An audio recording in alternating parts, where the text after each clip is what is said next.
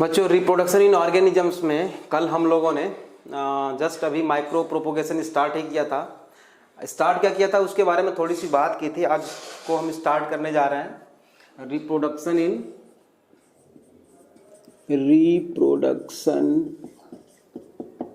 In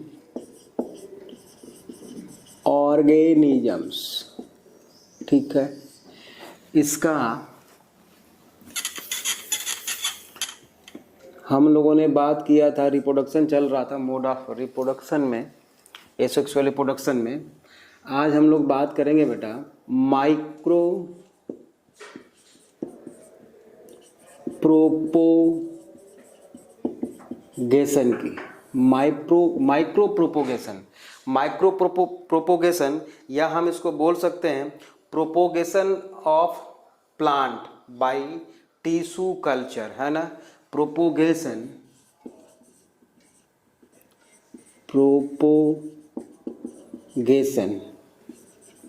of plants by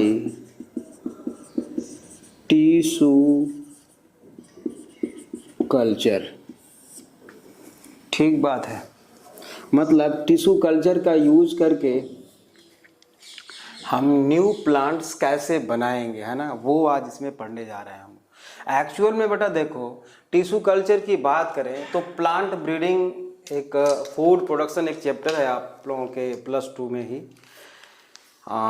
तो वहाँ पर उस चैप्टर में हम प्लांट टिश्यू कल्चर के बारे में बहुत अच्छी तरह से पढ़ने वाले हैं। यहाँ तो केवल हम थोड़ा सा आपको बात करेंगे इस चैप्टर में, मतलब एसेक्सुअल रिप्रोडक्शन के रिस्पेक्ट में थोड़ी सी बात यहाँ पे करेंगे। एक्चुअली इसका डिटेल हम पढ़ेंगे फूड प्रोडक्शन वाले टॉपिक में, प्लांट ब्रीडिंग वाले टॉपिक में, है ना, हाइब्रिडाइजेशन मेथड में, वहाँ पे पढ़ेंगे। लेकिन यहाँ पे थोड़ा सा बात करेंगे हम, है ना। टिश्यू कल्चर में बेटा सबसे पहले चाहिए हमको क्या, प्लांट सेल, ऐसा सेल जिसकी टोटिपोटेंसी हाइयर हो। टोटिपोटेंसी जानते हो आप लोग, the ability to produce whole organisms. उस सेल को हम क्या बोलते हैं, टोटिपोटेंट सेल्स बोलते हैं, है ना। तो प्लांट में क्या होता है बेटा कि प्लांट की हर सेल लगभग टोटिपोटेंट सेल्स होती हैं। ये बात आपको अच्छी तरह से याद रखना है कि अगर उसको सुटेबल कंडीशन प्रोवाइड किया जाए प्लांट सेल को, तो वो टोटिपोटेंट सेल जैसा बिहेव करता है, मतलब डिवाइड करना स्टार्ट कर देगा बेटा, और मास ऑफ सेल्स बना सकता है, या न्यू प्लांट्स को भी वो जर्मिनेट कर सकता है, प्रोपोगेट कर सकता है। समझ में आ गई बात। लेकिन एनिमल के केस में ऐसा नहीं होता है बेटा कि हर सेल में टोटिपोटेंसी सब में बराबर हो, ऐसा नहीं है। हम जिस सेल्स में, जैसे ह्यूमन के सेल्स के बारे में बात करें हम, तो स्टेम सेल्स का नाम सुना होगा आप लोगों ने। स्टेम सेल की टोटिपोटेंसी बहुत ज़्यादा होती है, शायद उतनी जितनी की जाइगोट की होती है। तो अब इसके बारे में भी हम लोग एम्ब्रियोलॉजी वाले टॉपिक में ह्यूमन रिप्रोडक्शन में पढ़ेंगे, है ना। तो टोटिपोटेंसी का मतलब आप लोग पहले से जानते हो। प्लांट की बात करें तो हर सेल टोटिपोटेंट सेल्स होती है। अगर उसको हम सुटेबल कंडीशन प्रोवाइड करें तो वो प्रोपोगेट हो सकती है, उसमें सेल डिवीजन हो सकता है। ये बात आपको अच्छी तरह से याद रखनी है ना। तो अब हम क्या करते हैं बेटा, सबसे पहला काम टिश्यू कल्चर के लिए जो हम सैंपल लेंगे वो कहाँ से लेंगे, है ना। तो जैसे मान लीजिए बेटा कि ये एक प्लांट है, बेटा, ये लीफ है ऐसा, ठीक है। यहाँ पे जो बड होगी बेटा, यहाँ पे बड होगी, एक्सिलरी बड होगी, एक्सियल में है। यहाँ पे होगी, वो क्या होगी, एपाइकल बड होगी। रूट में अगर बात करें तो यहाँ रूट टिप पर मेरिस्टेमेटिक, मतलब ये जो सारे के सारे हैं ये क्या है बेटा, मेरिस्टेमेटिक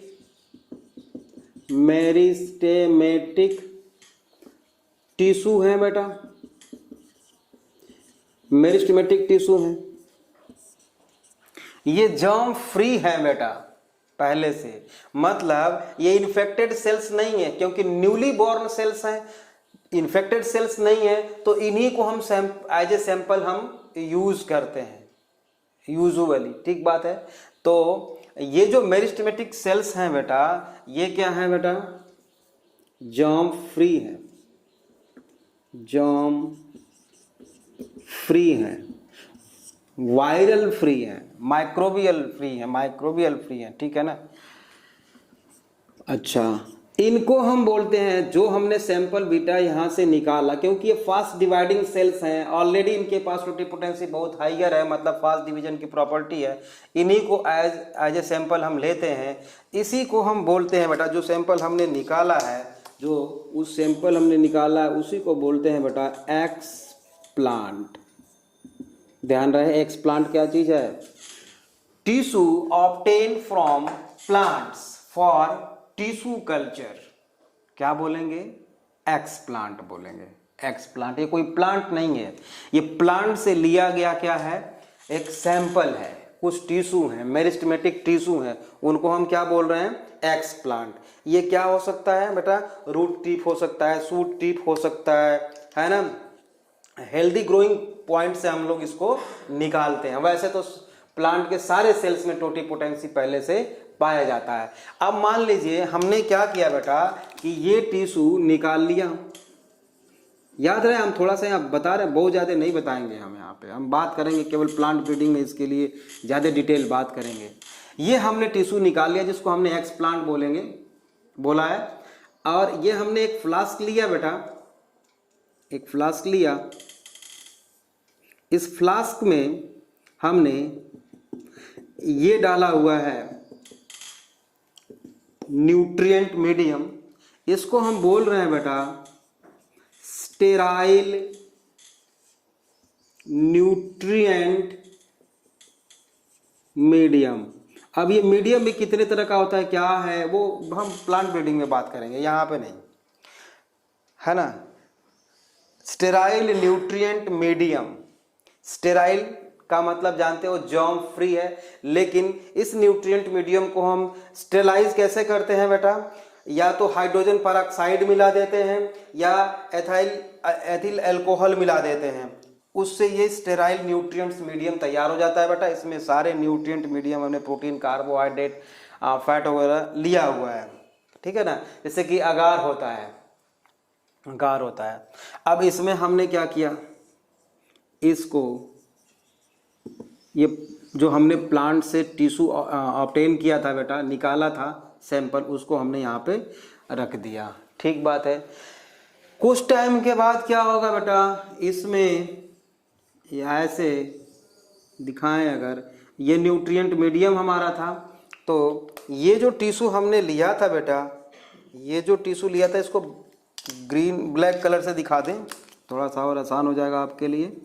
ये हमने जो लिया था बेटा, ये प्रोपोगेट होना शुरू होगा। प्रोपोगेट का मतलब ये सेल्स न्यूट्रिएंट मीडियम को एब्जॉर्ब, न्यूट्रिशन को एब्जॉर्ब करेगी, न्यूट्रिएंट्स को एब्जॉर्ब करेगी, एब्जॉर्ब करके ये मास ऑफ सेल्स बना लेगी। ये देखो, ये मास ऑफ सेल्स बना लिया इसने, खूब ढेर सारा।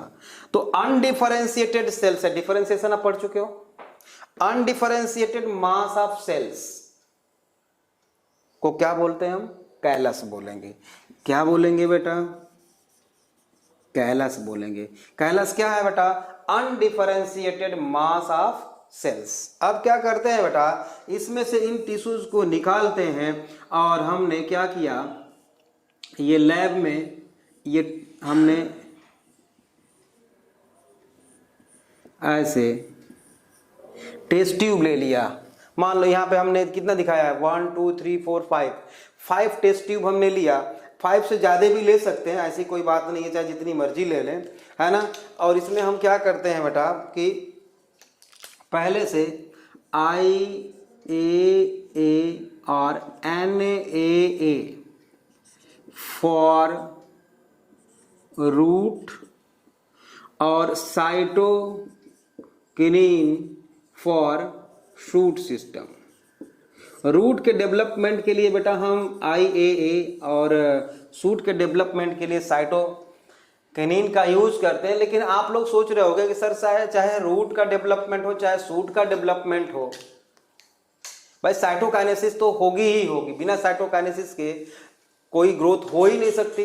तो ये तो हम दोनों के केस में इसका यूज करेंगे। आप ऐसे कैसे बोल सकते हो कि साइटोकिनिन केवल सूट के डिफरेंशिएशन, सूट के डेवलपमेंट के लिए हम यूज करते हैं। तो बेटा उसमें हम ऐसा करते हैं, साइटोकिनिन ये IAA और NAA जो है ऑक्सिन है हमारा, और ये साइटोकिनिन तो आप लोग जानते हो। अगर मान लो रूट हमको डेवलप कराना है पहले, तो हम पहले ऑक्सिन का को बढ़ा देंगे। मतलब हम एक इक्वेशन आप चाहो तो लिख सकते हो ऐसे, for root development auxins more than cytokinin, है ना। और शूट के लिए क्या यूज करते हैं बेटा, ये ऑक्सिन जो है बेटा कम करना पड़ेगा, less than cytokinin, plant hormone होते हैं। तो पहले तो हम रूट डेवलप कराएंगे, मतलब ऑक्सिन का अमाउंट ज़्यादा रखेंगे। तो ये जो हम सेल्स जो हमने इसमें लिया था बच्चे, ये जो हमने सब में थोड़ा थोड़ा सैंपल हम डाल देंगे, थोड़ा थोड़ा सैंपल हम सब में डाल देंगे, है ना, थोड़ा थोड़ा सब में डाल देंगे। ये जो अनडिफरेंशिएटेड मास ऑफ सेल्स था सब में ले लिया थोड़ा थोड़ा बेटा, थोड़ा थोड़ा ले लिया, ऐसे ले लिया थोड़ा थोड़ा। उसके बाद क्या किया हमने, ऑक्सिन से ट्रीट कर दिया इसको, ऑक्सिन से ट्रीट कर दिया तो फिर क्या होगा, इसमें रूट निकल आएंगे, ऐसे ऐसे रूट निकल आएंगे बेटा, ऐसे रूट निकल आएंगे। फिर हमने क्या किया, इसको सॉयल में इसको निकाल के या इसको टेस्ट ट्यूब को तोड़ देंगे बड़े सावधानी से, और यहाँ पे शो कर देंगे बेटा। या हम पहले से सैंड पार्टिकल होता है यहीं पे ट्रीट कर दे तो भी बिना टेस्ट ट्यूब के भी हो सकता है, लेकिन इसमें थोड़ा सा हमें इन्फेक्शन से बचेंगे हम। अगर टेस्ट ट्यूब में करते हैं तो आसानी होगी। इसके बहुत सारे मेथड हैं, हम लोग ना प्लांट ब्रीडिंग वाले चैप्टर में पढ़ेंगे। तो क्या करते हैं हमने, सिंपल सी बात है, रिकॉल करा देता हूँ सारा। देखो यहाँ पे मैंने प्लांट टिश्यू लिया था, थोड़ा सा न्यूट्रिएंट मीडियम में रख के उसको क्या किया कराया हमने, प्रोपोगेट कराया, अनडिफरेंशिएटेड मास ऑफ सेल्स मिला हमें, जो इसको हम कैलस बोलते हैं। अब इस कैलस को थोड़ा थोड़ा टेस्ट ट्यूब में रख के बेटा हमने प्लांट हार्मोन से ट्रीट किया, रूट निकल आया इसमें, ठीक है। तो छोटे छोटे नन्हे नन्हे से ये प्लांट्स हैं, मतलब ये देखो ऐसे छोटे छोटे से प्लांट निकल आएंगे इसमें, प्लांटलेट्स बोलते हैं इसको। इसको क्या बोलते हैं बेटा, प्लांटलेट्स, प्लांटलेट्स बोलते हैं इसको, है ना। तो ये माइक्रो मतलब छोटा प्रोपोगेशन, माइक्रो प्रोपोगेशन। तो आप देख रहे हो मेरिस्टेमेटिक टिश्यू से ये हमने इतने सारे प्लांट्स प्रोपोगेट कर लिए, बाकी धीरे धीरे ये बड़े हो जाएंगे तो अलग अलग इसको सॉइल में शो कर देंगे हम। आप लोग सोच रहे होगे सर ये मेथड हम क्यों अप्लाई कर रहे हैं, जब हमें आराम से ये किसी इस प्लांट के सीड से हम इस प्लांट को जर्मिनेट करा सकते हैं, तो फिर हमें क्या जरूरत है ये सब करने की, इसमें तो बहुत ज़्यादा टाइम लगेगा। जरूरत है बेटे, है ना। मान लो कोई इंडेंजर्ड प्लांट है, उसकी स्पीसीज खत्म होने वाली है, वो उसके सीड नहीं बन पा रहे हैं, कोई प्रॉब्लम है, अब ये स्पीसीज चली जाएगी, है ना। तो इसको बचाने के लिए बेटा हम ऐसा करते हैं कि उस प्लांट से हमने कुछ सेल्स को निकाला, मतलब एक्स प्लांट लिया उस प्लांट से और उसको माइक्रो प्रोपोगेट करा के उसके पॉपुलेशन को हमने बढ़ा दिया, तो वो स्पीसीज एक्सटिंक्ट होने से क्या हो गई, बच गई बेटा। ये सबसे बड़ा फायदा है इसमें, है ना, सिग्निफिकेंस ऑफ। अच्छा इसको और भी करते हैं, कभी कभी हम क्या करते हैं ना बेटा, टिश्यू कल्चर मेथड से, टिश्यू कल्चर मेथड से कभी कभी हम हाइब्रिड प्लांट बना लेते हैं, हाइब्रिड प्लांट, या है ना, या हम पॉलीप्लॉइडी डेवलप करने के लिए भी टिश्यू कल्चर का यूज करते हैं। थोड़ा थोड़ा बात करेंगे, बाकी तो हम प्लांट ब्रीडिंग में पढ़ेंगे। देखो मान लो बेटा अगर कोई ऐसा प्लांट हमें बनाना है जो हैप्लॉयड हो, तो हैप्लॉयड हो तो उसके लिए हम क्या कर सकते हैं, पॉलन ग्रेन लिया बेटा, पॉलन ग्रेन लिया, पॉलन ग्रेन पहले से इसमें हैप्लॉयड सेल है बेटा, इसी को प्रोपोगेट कर दिया, तो जो प्लांट हमको मिलेगा क्या बनेगा, वो हैप्लॉयड प्लांट बनेगा। देखो नॉर्मली ये प्लांट डिप्लॉयड होता है, लेकिन हैप्लॉयड प्लांट हमें मिल गया, है ना, हैप्लॉयड प्लांट मिल गया। इसमें सारे के सारे जो जीन्स होंगे बेटा, एलील्स होंगे, सारे एक्सप्रेस होंगे, ठीक है। तो हैप्लॉयड प्लांट डेवलप करने के लिए बेटा पॉलन ग्रेन का टिश्यू कल्चर के थ्रू, पॉलन ग्रेन को टिश्यू कल्चर के थ्रू हम हैप्लॉयड प्लांट बना सकते हैं। ये एक फायदा हुआ टिश्यू कल्चर से। दूसरा क्या हुआ बेटा, हम ऐसा करते हैं कि एक प्लांट लिया, जैसे मान लो हमने पोटैटो लिया, ऐसा किया गया आपके एनसीईआरटी में, फूड प्रोडक्शन में पढ़ेंगे हम, पोटैटो और टोमेटो दोनों लिया, दोनों बेटा डिप्लॉयड हैं, दोनों डिप्लॉयड हैं, ठीक है, डिप्लॉयड है। समझ रहे हो बात को? पोटैटो प्लांट का एक सेल लिया बेटा और टोमेटो प्लांट का एक सेल लिया जो पहले से क्या है बेटा, डिप्लॉयड है, डिप्लॉयड है। ये सेल है बेटा, इसके ऊपर सेल वॉल है, ये टोमेटो का सेल है, सेल वॉल है और ये सेल है बेटा। इनके अगर हम सेल वॉल को निकाल दें बेटा, क्योंकि प्लांट सेल है, सेल वॉल को अगर रिमूव कर दें हम तो बाकी बचा सेल मेम्ब्रेन और उसके अंदर सेल है, तो ये इसको हम बोलेंगे प्रोटोप्लास्ट। क्या बोलेंगे? प्रोटो, बहुत शॉर्टकट में बता रहा हूँ, डिटेल हम बढ़िया से पढ़ेंगे प्लांट ब्रीडिंग में। देखो ये पोटैटो का प्लांट सेल है बेटा, पोटैटो प्लांट का एक सेल है, ये टोमेटो का प्लांट का एक सेल है, डिप्लॉयड दोनों होगा। इस सेल के सेल वॉल को हमने निकाल दिया सेलुलोज का यूज करके, इसका भी सेलुलोज का यूज करके सेल वॉल को निकाल दिया बेटा। जो बच गया वो प्रोटोप्लास्ट है। इस प्रोटोप्लास्ट को हमने टेस्ट ट्यूब में ले लिया बेटा, दोनों सेल को ले लिया, ठीक बात है। इसको ट्रीट कर दिया एक केमिकल से जिसको बोलते हैं PEG, पॉली एथाइल ग्लाइकोल बोलते हैं इसको। इससे हमने ट्रीट कर दिया इसको बेटा, तो ये दोनों के दोनों सेल ये फ्यूज हो जाएंगे और ये क्या बन जाएगा, 4N मतलब टेट्राप्लॉयड। और इसको माइक्रो प्रोपोगेशन के थ्रू अगर हम जर्मिनेट कराना चाहें तो प्लांट बन जाएगा, वो क्या होगा, टेट्राप्लॉयड ही होगा। और सबसे बड़ी बात कि वो पोटैटो और टोमेटो का क्या होगा, हाइब्रिड। तो ये हाइब्रिडो मास बनेगा, जैसे अनडिफरेंशिएटेड सेल यहाँ पे है, हाइब्रिडो मास बनेगा बेटा। और जो प्लांट होगा वो हाइब्रिड होगा इन दोनों का, और इसको हम बोलते हैं हाइब्रिड नहीं, इसको हम साइब्रिड बोलते हैं बेटा, साइब्रिड। साइब्रिड क्यों बोलते हैं साइब्रिड? क्योंकि साइटोप्लाज्म का फ्यूजन करा दिया ना हमने, साइटोप्लाज्म का फ्यूजन करा दिया ना हमने, इसलिए साइब्रिड। अब पोटैटो प्लस टोमेटो क्या बनेगा, पोमैटो। बट ये सक्सेस नहीं रहा, ये किया गया था, एनसीईआरटी में लिखा है, बट प्लांट ब्रीडिंग में है, अभी नहीं। वहां पे फिर से एक बार इसकी हम लोग बात कर लेंगे।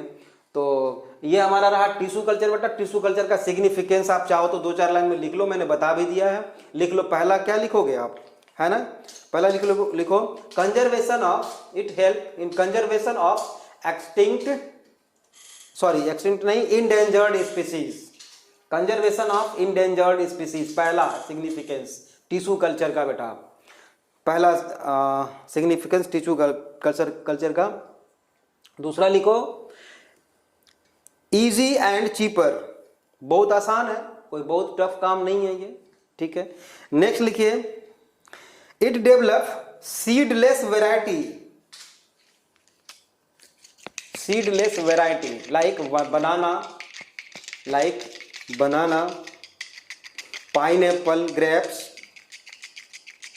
नेक्स्ट रैपिड प्रोपोगेशन, जल्दी हो जाएगा, रैपिड प्रोपोगेशन कॉमा डोरमेंसी के केस में क्या लिखोगे, लॉन्गर डोरमेंसी। चाहे हम इसको प्रोपोगेट रख सकते हैं, स्टेलाइज करके रख दिया, बाद में प्रोपोगेट करा लिया, लॉन्गर डोरमेंसी, है ना। नेक्स्ट लिखिए genetically similar plants, it produce genetically similar plants, so it help in pure line development, pure line समझते हो तो ठीक, नहीं तो जेनेटिक्स में देखेंगे अब बढ़िया से, ठीक बात है।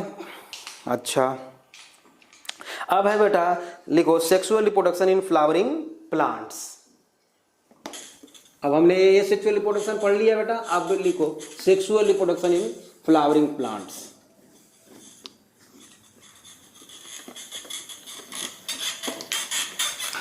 ये भी हम लोगों ने बहुत सारी बातें इसके बारे में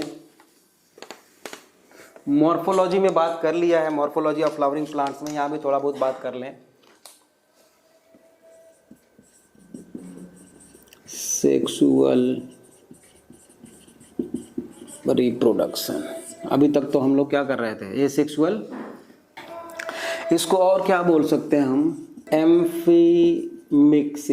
एम्फीमिक्सिस मीन्स एम्फीमिक्सिस, एपोमिक्सिस और एम्फीमिक्सिस, मतलब कि इसमें वेरिएशन होगा, मिक्सअप होगा, मेल और फीमेल गैमेट मिक्स होके ऑफस्प्रिंग्स प्रोड्यूस करते हैं, है ना। तो इसमें बहुत सारी बातें ऐसी हैं जो हम लोगों ने जूलॉजी वाले टॉपिक में पढ़ लिया है, यहाँ पे थोड़ा थोड़ा हम पढ़ेंगे। तो बेटा किसी भी प्लांट की होल लाइफ साइकिल में, किसी भी प्लांट के होल लाइफ साइकिल में 2-3 इंपॉर्टेंट फेजेज आते हैं, है ना। फेजेज ऑफ लाइफ जिसको हम बोल सकते हैं फेजेज ऑफ लाइफ। तो यस, पहला आता है जुवेनाइल फेज ना, जुवेनाइल फेज। जुवेनाइल फेज हम किसको बोलते हैं बेटा? From birth to sexual maturity वाले टाइम पीरियड को प्लांट की जब बर्थ हो रही है, चाहे वो एसेक्सुअली चाहे सेक्सुअली, यूजुअली यहाँ पे हम सेक्सुअल की बात कर रहे हैं, मतलब सीड जर्मिनेशन से लेके बेटा और उसके सेक्सुअल मेच्योरिटी तक। सेक्सुअल मेच्योरिटी क्या है, कैसे हम जानते हैं? जैसे ही फ्लावर अपीयर हो गया बेटा, मतलब अपीयरेंस ऑफ फ्लावर वो रिप्रेजेंट करता है बेटा किसको? सेक्सुअल मेच्योरिटी को प्लांट के, है ना। तो उसके पहले का अप टू, यहाँ पे लिख सकते हैं from birth to up to sexual maturity, time period between birth to sexual maturity is called juvenile phase. ठीक बात है, जुवेनाइल फेज आपको समझ में आ गया होगा। इसको हम एक नाम और देना चाहें तो दे सकते हैं बेटा, कई बार सुना है आप लोगों ने वेजेटेटिव फेज। इसको हम वेजेटेटिव फेज भी बोल सकते हैं। दूसरा फेज आता है बेटा, कौन सा phase? Reproductive phase.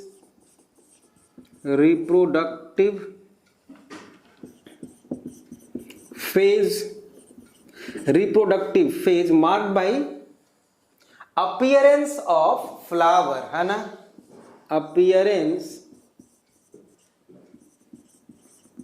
Of flowers. अगर फ्लावर आ गया बेटा तो हम समझेंगे कि वो प्लांट क्या हो गया? मैच्योर हो गया, है ना, वो मैच्योर हो गया। प्लांट ही उसका क्या होता है बेटा? प्लांट ही उसका क्या होता है? सेक्सुअल मैच्योरिटी को रिप्रेजेंट क्या करता है? फ्लावर, ठीक है ना। अच्छा, अब एक चीज इसमें यहाँ पे हमें बताना है कि जैसे एनिमल अगर है मान लो, तो उसके रिप्रोडक्टिव फेज को हम क्या बोलेंगे? प्यूबर्टी बोलते हैं ना। लेकिन वो प्यूबर्टी हम टर्म यूज करते हैं यूजुअली एनिमल्स के लिए, है ना, एनिमल्स के लिए यूज करते हैं। तीसरा है बेटा, तीसरा जो फेज आता है वो है senescent phase.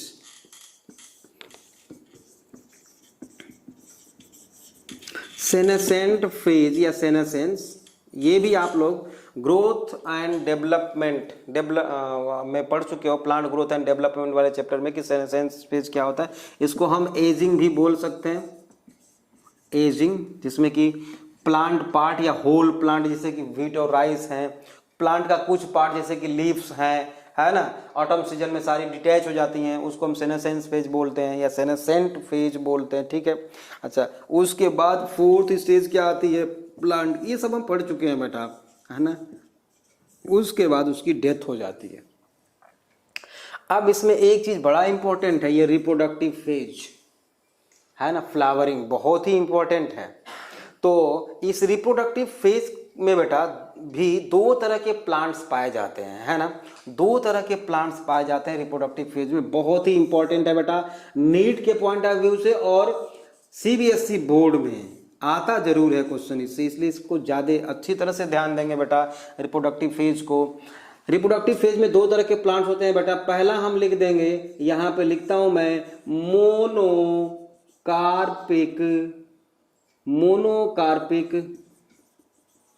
Plants.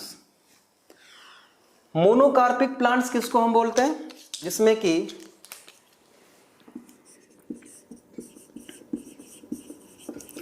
Flowering once in their whole life. मतलब एक प्लांट है बेटा, वो जर्मिनेट किया, है ना, जुवेनाइल फेज कंप्लीट किया, रिप्रोडक्टिव फेज आ गया मान लो उसका, मतलब कि उसमें फ्लावरिंग हो गई। तो फ्लावरिंग के बाद मतलब एक ही बार फ्लावरिंग होगी उस प्लांट में और उसके बाद डेथ हो जाएगी। ऐसे प्लांट्स को हम बोलते हैं बेटा मोनोकार्पिक प्लांट्स। बात समझ में आ गई? ठीक है, मोनोकार्पिक प्लांट। अब मोनोकार्पिक प्लांट में भी बेटा कई तरह के हो सकते हैं, जैसे कि plants on the basis of time period, है ना, 1 साल 2 साल, मोर देन 2 ईयर्स के बेसिस पे प्लांट्स में भी annual plant, biennial plant and perennial plant. तो एनुअल प्लांट में बेटा होता क्या है कि वो प्लांट जो 1 साल के अंदर अंदर अपनी पूरी लाइफ साइकिल कंप्लीट कर लेते हैं, उसके बाद उनकी डेथ हो जाती है, ठीक है ना, डेथ हो जाती है। और ऐसे प्लांट्स जिनकी लाइफ साइकिल 2 साल में कंप्लीट होती है, उसके बाद उनकी डेथ हो जाती है, उनको क्या बोलते हैं? Biennial plant, bi means 2। और ऐसे प्लांट्स जिनकी जो अपनी life cycle more than 2 years में कंप्लीट करते हैं, उनको क्या बोलते हैं? पेरिनियल प्लांट्स, है ना। तो ये ऐसे प्लांट्स जिसमें कि फ्लावरिंग केवल एक ही बार होती है, वो तीनों हो सकते हैं बेटा, एनुअल हो सकता है, बायनियल हो सकता है और पेरिनियल भी हो सकता है। तो पहले हम एनुअल प्लांट्स का एग्जांपल लिखें। एनुअल प्लांट्स का एग्जाम्पल, जैसे कि नहीं लिखूंगा मैं, आप सोचो जरा, 1 मिनट सोचो। एनुअल, ऐसे कौन से एनुअल प्लांट्स हैं, मतलब 1 साल के अंदर अंदर अपनी लाइफ साइकिल, मतलब जो सीड जर्मिनेशन हुआ, प्लांट बना, प्लांट बनने के बाद वो 1 साल के ही अंदर बेटा अपनी लाइफ साइकिल को कंप्लीट करके और उसके बाद उनकी डेथ हो जाती है। बता सकते हो? बता सकते हो? बता सकते हो? सब जानते हो बेटा, थोड़ा सोचो। वीट है, राइस है ना, वीट है, राइस है, लिखो वीट, राइस एक्सेट्रा। ये एक ही बार फ्लावरिंग होगी, उसके बाद ये खत्म, डेथ हो जाती है। दूसरा है बेटा biennial plants.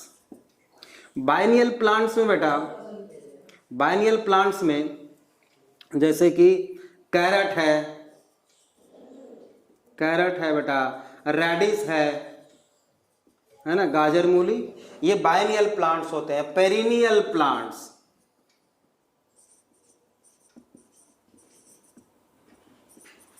Perennial plants, perennial plants में बेटा, पेरिनियल प्लांट्स में आपके बुक में एनसीईआरटी में 2 बहुत ही फेमस एग्जाम्पल दिए हुए हैं। पेरिनियल प्लांट्स का एग्जाम्पल बहुत ही फेमस है। एक है नीला कुरेंजी, एक है नीला कुरेंजी और एक है कौन सा? बम्बूसा, ठीक है। तो इन दोनों का एग्जाम्पल लिखना पड़ेगा हमें।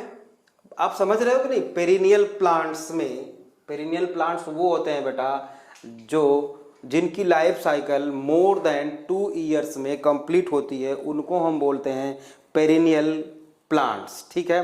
तो इसका पहला है बेटा बैम्बू, ठीक है, बैम्बू, जिसको हम बैम्बूसा टुल्डा भी बोलते हैं, बैम्बूसा टुल्डा भी बोलते हैं बेटा। ये 1 साल में अपनी लाइफ साइकिल कंप्लीट कर लेता है? नहीं, ये जो है बेटा, ये बैम्बूसा जो है बेटा, लगभग 50 to 100 ईयर्स में ये इसमें फ्लावरिंग होती है, उसके बाद इसकी डेथ हो जाती है। मतलब 50 से 100 साल में इसमें क्या होगा? फ्लावरिंग होगा, एक ही बार फ्लावरिंग होगा बेटा बम्बू में, है ना। बैम्बू में एक ही बार फ्लावरिंग होगी और जैसे ही फ्लावरिंग होगी बेटा, उसके बाद उस प्लांट की डेथ हो जाती है। और ये फ्लावरिंग जो होती है उसका पीरियड होता है बेटा, यहाँ पे मैं लिख दूँ 50 to 100 ईयर्स, 50 to 100 ईयर्स। अच्छा, दूसरा है बेटा नीला कुरेंजी, मैंने बोला आपसे, जिसको स्ट्रोबिलेंथस कुंथियाना भी बोलते हैं। नीला कुरेंजी, जिसको हम स्ट्रॉबिलैंथस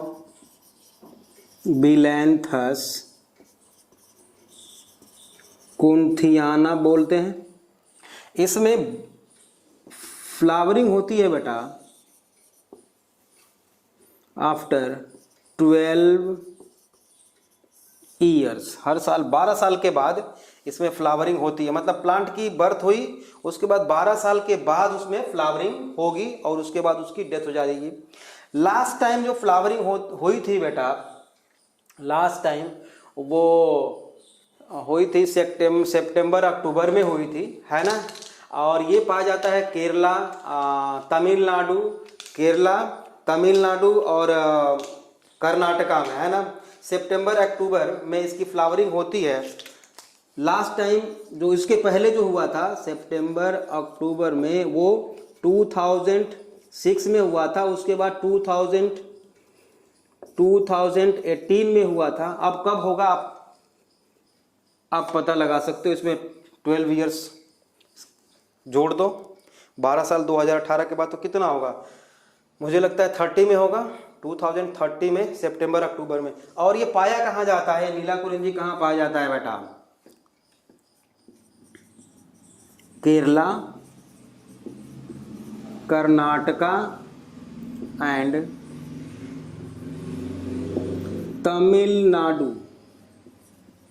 तमिलनाडु में पाया जाता है। केरला, कर्नाटका एंड तमिलनाडु में पाया जाता है। तो बेटा अब समझ में आ गया तो ठीक, नहीं तो फिर से एक बार मैं रिकॉल करता हूँ। देखो, मोनोकार्पिक प्लांट किसको बोलते हैं, जिसमें केवल उसके पूरे लाइफ साइकिल में केवल एक ही बार फ्लावरिंग हो। और मोनोकार्पिक प्लांट में भी एनुअल प्लांट हो सकता है, बायनियल हो सकता है और पेरिनियल हो सकता है। एनुअल में व्हीट और राइस है, एक साल के अंदर उनकी लाइफ साइकिल कंप्लीट, एक बार फ्लावरिंग होगी, फ्रूट बना और उनकी डेथ हो जाती है।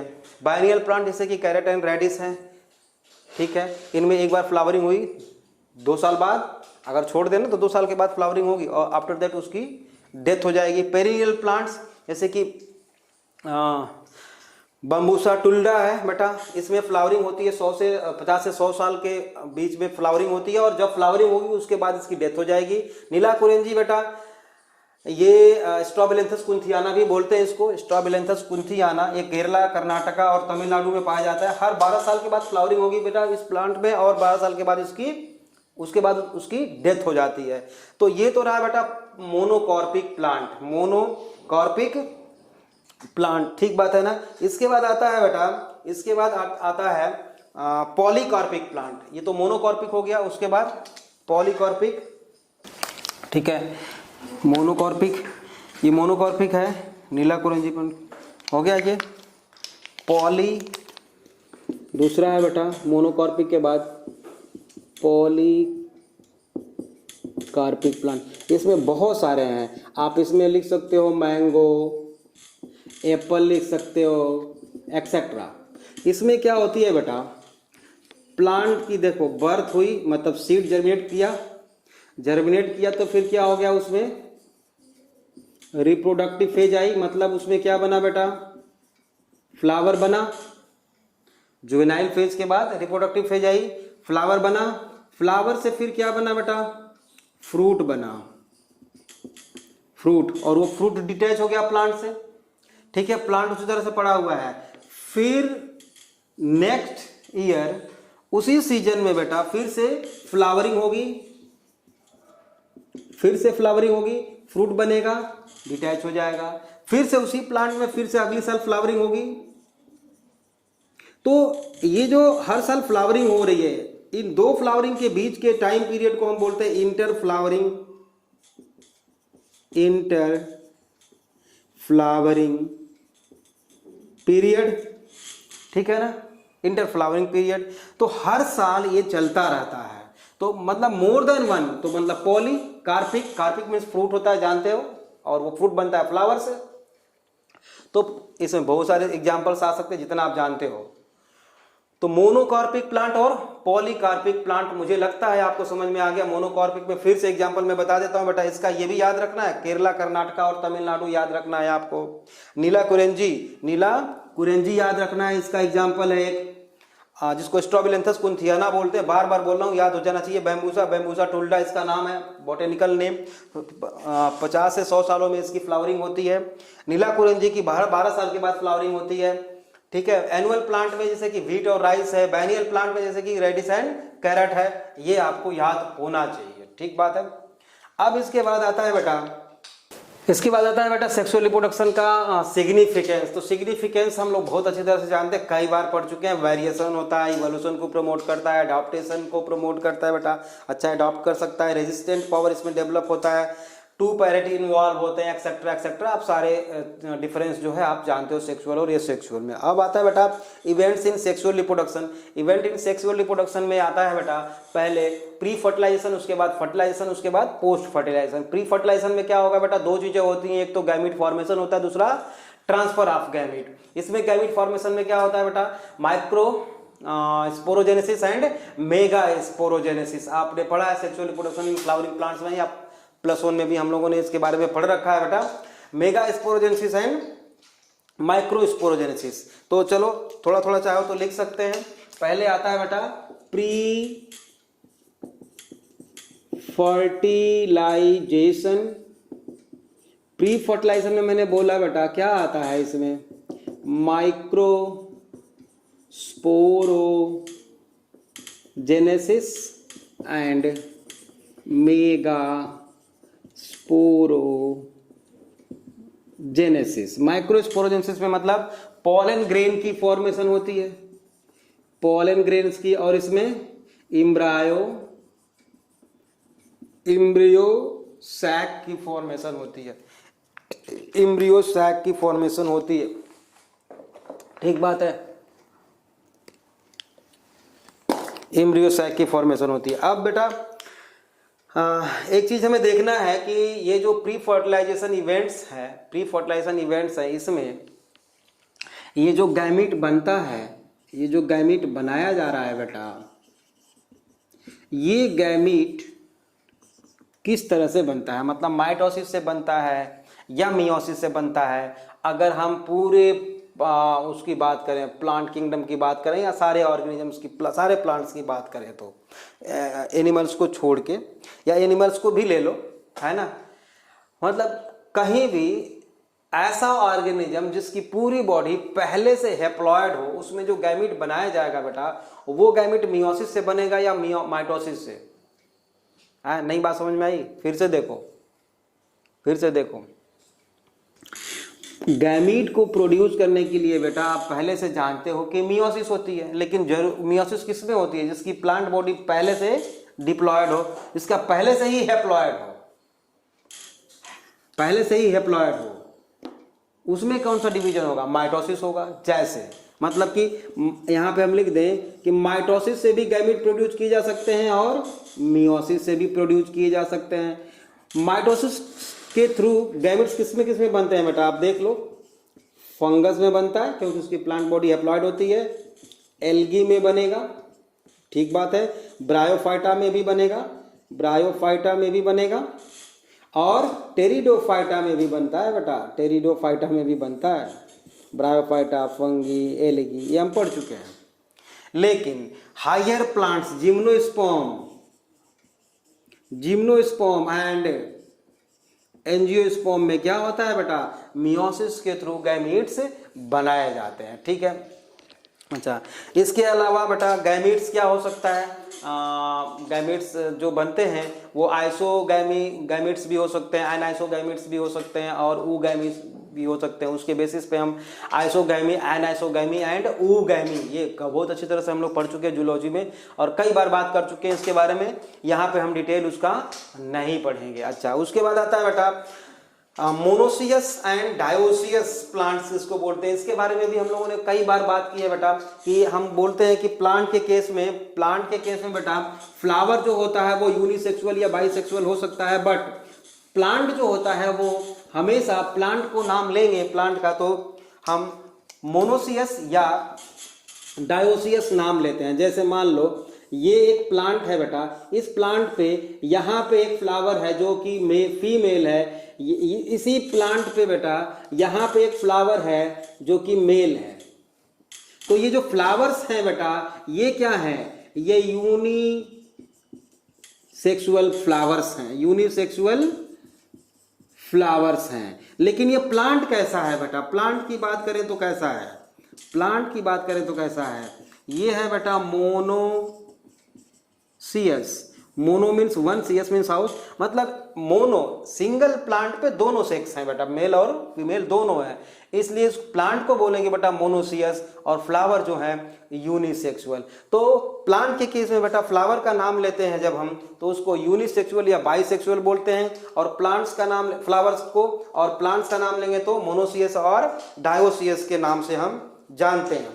ठीक है। ट्रांसफर ऑफ गैमीट्स में बेटा जानते हो पॉलिनेशन, और पॉलिनेशन होता है, पॉलिनेशन के थ्रू गैमीट को ट्रांसफर किया जाता है, और ये पॉलिनेशन हम एंजियोस्पर्मिक में जो sexual reproduction in flowering plants है उसमें मोड ऑफ या टाइप ऑफ पॉलिनेशन खूब अच्छी तरह से पढ़ने वाले हैं। ठीक बात है, या आप लोग पढ़ चुके होंगे, अगर पढ़ लिए होंगे तो ठीक बात है। तो ट्रांसफर ऑफ गैमीट हो गया बेटा। और पिस्टिलेट फ्लावर हम बोलेंगे अगर मान लो केवल पिस्टिल है, मतलब कि गायनोसियम है किसी फ्लावर में, किसी फ्लावर में बेटा एंडोसियम, गायनोसियम, सेपल और पेटल्स ये चारों होल्स हैं। ठीक बात है, तो उसको कंप्लीट फ्लावर बोलेंगे या परफेक्ट फ्लावर बोलते हैं।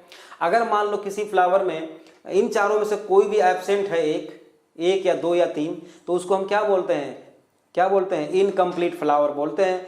और किसी फ्लावर में मान लो फीमेल पार्ट है, गायनोसियम है, एंड्रोसियम नहीं है, मतलब कि उसमें एंथर नहीं है, तो उसको क्या बोलेंगे, पिस्टिलेट फ्लावर बोलेंगे, पिस्टिलेट फ्लावर बोलेंगे क्योंकि उसमें केवल पिस्टिल है।